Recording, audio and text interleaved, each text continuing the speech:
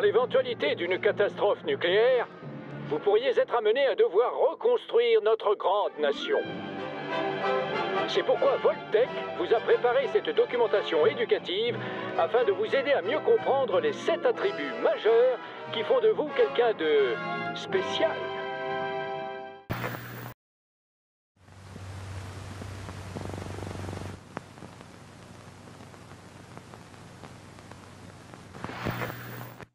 Salutations à toi, habitant de l'abri. Je suppose que tu veux savoir pourquoi tu es ici.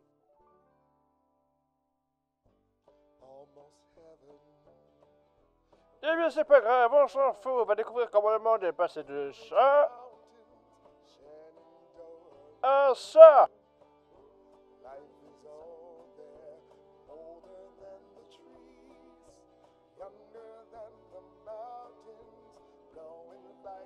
Tu as plus besoin d'aller à l'école, Billy, puisqu'elle n'existe plus.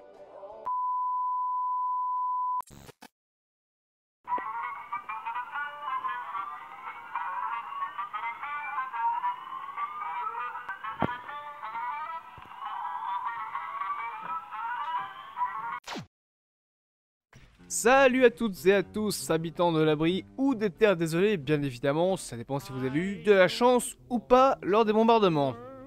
Aujourd'hui, on va parler d'une licence extrêmement populaire des jeux vidéo, la licence Fallout. Développée à partir de 1997 sur PC par Black Isle Studio et Interplay et ensuite rachetée par Bethesda, Fallout est une des licences les plus connues du jeu vidéo, un style action et RPG très populaire et bien évidemment avec de nombreux opus dont le dernier Fallout 76 et précédemment bien évidemment l'un des meilleurs opus de la saga, Fallout 4. On suit dans chaque jeu un nouveau personnage souvent ressortissant d'un des abris de Voltech, une entreprise faisant partie de la licence de Fallout et qui décide bien évidemment de voyager à travers les terres désolées, ce monde détruit, cette planète Terre atomisée de fond en comble depuis la Grande Guerre. Fallout fait partie des licences les plus populaires du jeu vidéo et très vite reconnaissable surtout, notamment grâce à son univers rétro-futuriste ou encore l'Atom Punk comme c'est appelé, et bien évidemment c'est une licence qui a également fort grandi, commençant d'abord avec des jeux où on voyait depuis le dessus les personnages, avant vraiment de devenir des jeux à la première personne avec une histoire beaucoup plus importante. Mais justement, alors que l'histoire a pris une part importante des jeux vidéo de la licence Fallout, on est aujourd'hui ici présent pour parler justement de ce qui a mené à cette histoire. Comment cela se fait-il que la Terre est autant détruite? D'où viennent les abris de Voltech? Qui est Voltech? Qu'est-ce que c'est ce fameux Nuka-Cola qui est devenu littéralement la monnaie du monde avec les capsules du Nuka-Cola? Aujourd'hui, on est là pour comprendre ce qui est arrivé au monde de Fallout, comprendre les origines avant Fallout.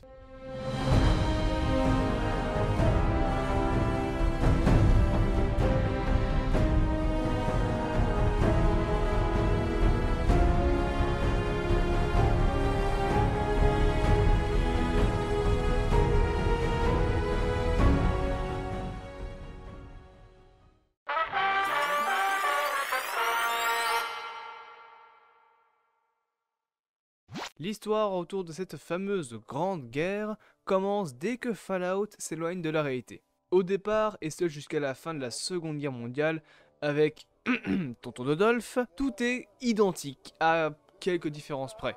Donc on a en 2048 la naissance des Nations Unies, on a la guerre froide, et globalement la seule chose qui change, c'est les entreprises fictives de Fallout, qui remplacent pour la plupart les entreprises qu'on a dans le monde réel.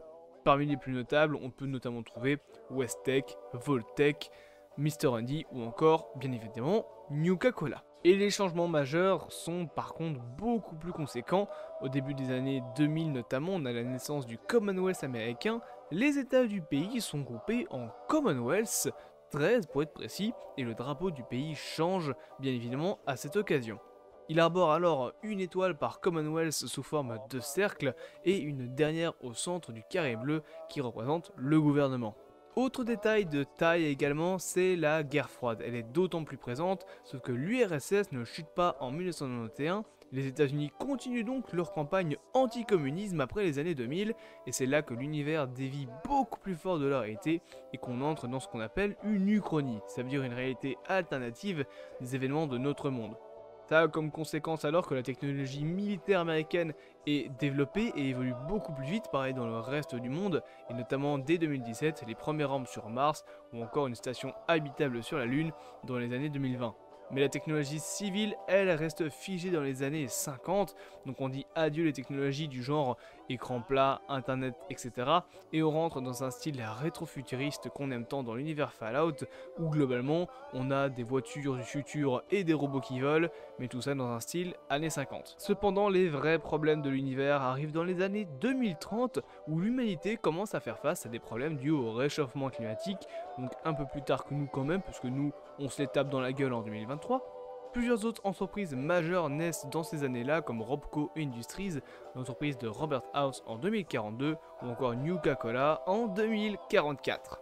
En 2040, des premières études scientifiques tombent, les ressources vitales de la Terre commencent à s'épuiser comme le pétrole qui alimente notamment les voitures. C'est cette période qui voit notamment la guerre des ressources commencer avec les pays européens face au Moyen-Orient qui se termine par un ricochet de bombes atomiques pour contrôler le pétrole si précieux de l'Asie mineure. D'ailleurs par la suite le Commonwealth européen tombera et la guerre civile déchirera l'Europe qui finira dans un état pire que les terres désolées des États-Unis. Le Commonwealth européen, c'était un petit peu le remplaçant ici de l'Union européenne, sauf qu'à la place de juste être une alliance militaire, c'est comme si l'Europe était un seul et même pays, sauf qu'à cause de la guerre des ressources, l'épuisement des ressources, l'épuisement de l'argent du continent, eh bien tous les pays commencent à partir un petit peu de ce Commonwealth et une énorme guerre civile commence à se déclencher dans tout ce bordel. Tout ceci mène à un crash boursier gigantesque en 2047, bien plus tard que nous, vu que nous ce crash on l'a eu en 2008. Les États-Unis éviteront la catastrophe grâce à un plan de secours lancé avec les pays d'Afrique et certains pays d'Europe. Dès 2050, c'est un autre événement majeur de l'histoire qui a lieu, c'est le conflit entre le Mexique et les USA. Les raffineries et réserves de pétrole des États-Unis étant situées au bon vieux Mexique, le pays veut maintenir le flux de distribution de cet or noir.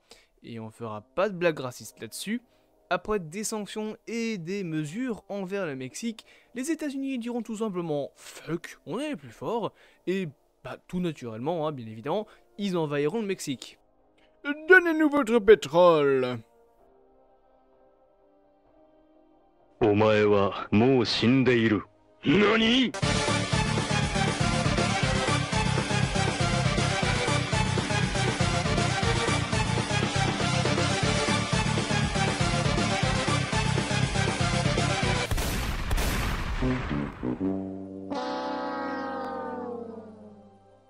Je sais pas si c'est naturel, je suis pas stratège en guerre, mais clairement ça leur a réussi. D'ailleurs en parallèle de ça dans le monde, l'ONU fait ce qu'elle peut pour maintenir la paix, mais malheureusement n'y fait rien, et en plus de ça, beaucoup de pays quitteront les Nations Unies qui seront complètement dissoutes en 2052. La même année, mais cette fois-ci en mars, un autre événement important a lieu, c'est la nouvelle épidémie. Les États-Unis ferment donc leurs frontières et un scénario comparable au Covid de notre histoire a lieu, donc comme quoi que même Fallout a anticipé ce genre de choses.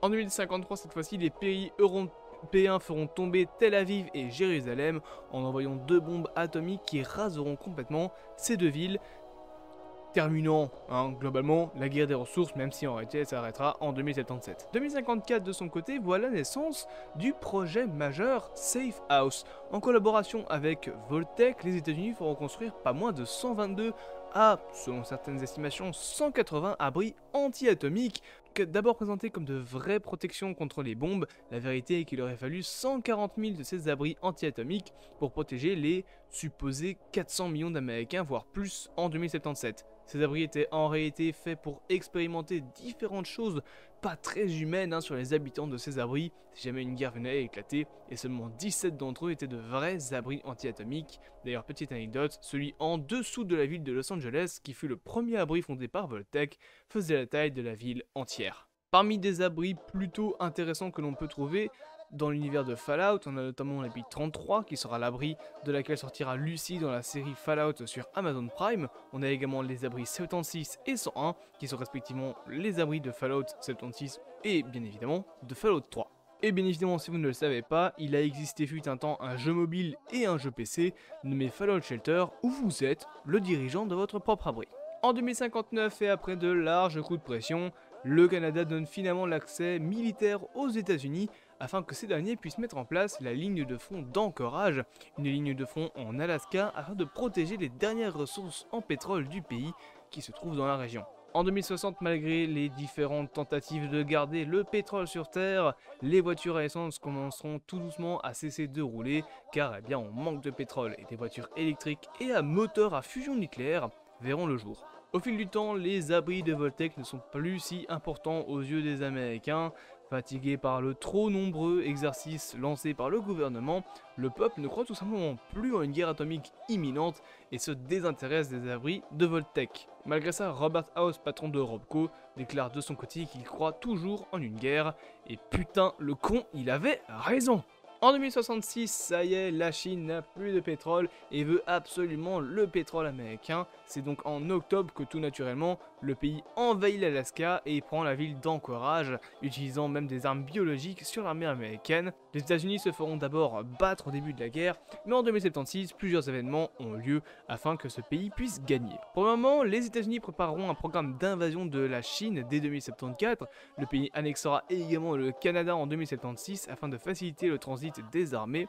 Le gouvernement fera face à de nombreuses manifestations contrées par un programme à la limite de la dictature, pour ne pas dire que c'est du niveau de la Corée du Nord, hein, globalement. En janvier, finalement, les rouges communistes de Chine sont battus en retraite grâce notamment aux fameuses armures assistées mises en place par les États-Unis. Mais cette guerre futile prendra fin suite à un événement des plus tristement célèbres.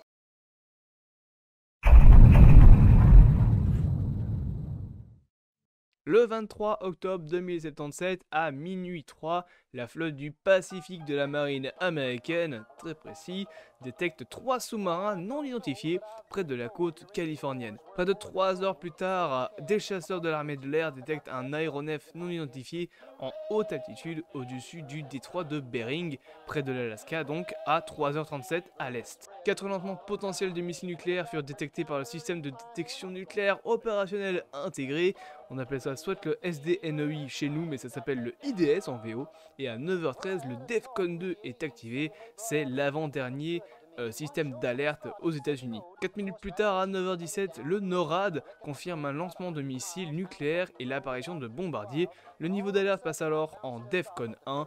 Globalement, le pays entre en guerre. Le scénario de riposte MXCN 91 nucléaire est appliqué par le président à 9h26, autorisant ainsi le lancement immédiat de toutes les armes nucléaires américaines.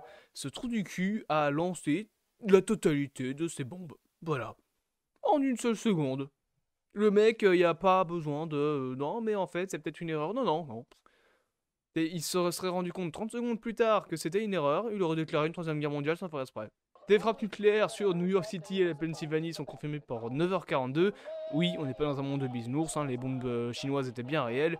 Et les frappes nucléaires sur Boston et Washington se produisent-elles à 9h47. D'ailleurs, la bombe nucléaire sur Boston, c'est la bombe qu'on voit dans l'intro de Fallout 4. Cette information et de multiples rapports des forces américaines avançant sur le sol chinois, notamment en occupant les villes de Shanghai et de Nanjing, rendent donc probable que les Chinois furent les premiers à lancer les attaques. Et le plus triste dans tout ça, c'est que l'échange nucléaire de ce qu'on appelle maintenant la Grande Guerre ne dure que 2 heures, il détruit l'écosystème mondial et en même temps la civilisation humaine s'effondre partout sur le globe. La quantité d'énergie libérée durant ces quelques heures est la plus importante que toute l'humanité ait jamais lâchée dans son histoire. Des chaînes de montagnes entières apparaissent, d'autres disparaissent, des plaques tectoniques se déplacent, la pression atomique est tellement puissante que des explosions sont juste en train de refaire le paysage terrestre. Les rivières, les océans du monde entier sont contaminés par les retombées radioactives, l'eau n'est plus buvable nulle part, toutes les régions terrestres souffrent d'une seule et même interminable saison nucléaire quand toute la poussière rejetée dans l'atmosphère par les explosions retombe à la surface comme un immense nuage toxique. C'est alors un long été, et non pas hiver, un été radioactif et caniculaire qui prend place. Aux États-Unis, c'est donc la côte Est qui a été la première à être touchée par les bombes, permettant à la côte Ouest de recevoir un avertissement. La plupart des grandes villes sont dévastées. Sur la côte Est, la Pennsylvanie et New York sont les premières touchées par les bombes. Le Massachusetts et le Washington DC sont frappés peu de temps après. Tous les pays armés de la bombe atomique lanceront leurs frappes le même jour. URSS, USA, Chine, Europe. Globalement, le monde entier ira se péter à la tronche, réduisant en cendres la planète. Mais malheureusement, très peu d'habitants seront sauvés car très peu se dirigeront vers leurs habits, croyant encore en un exercice, sauf que bah non. Et vous êtes tous morts. Bande de cons. Aux USA, Las Vegas survivra cependant grâce à Robert House qui s'est malmené pour sauver la ville grâce à des antimissiles terrestres, ce qui est notamment visible dans Fallout New Vegas. Et voilà comment le monde a pris fin, détruit par sa propre connerie, et malheureusement ce genre de scénario n'est pas impossible, surtout avec un certain russe qui fait le con actuellement.